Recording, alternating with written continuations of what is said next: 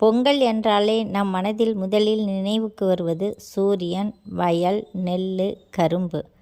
ஆனால் இந்த எல்லாவற்றிற்கும் பின்னால் மௌனமாக உழைக்கும் ஒரு ஜீவன் இருக்கிறது. அதுதான் மாடு.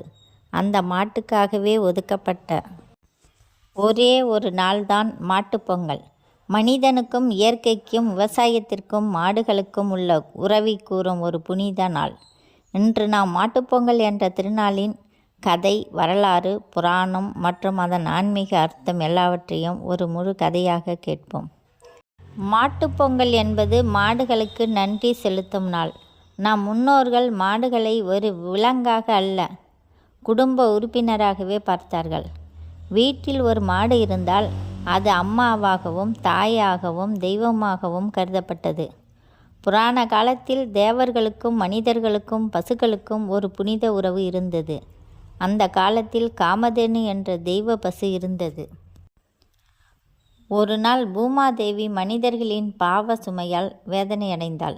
அப்போது பூமாதேவி சொன்னாள், மனிதர்கள் என்னை உழவால் கிழிக்கிறார்கள், ஆனால் மனிதர்களுக்காக மாடுகள் உயிரையே அர்ப்பணிக்கின்றன. அந்த நாளிலிருந்து மாடுகளுக்கு ஒரு தனி நாளில் நன்றி செலுத்த வேண்டும் என்று முழு வீடியோவையும் பார்க்க கீழே உள்ள லிங்கை கிளிக் செய்யவும்.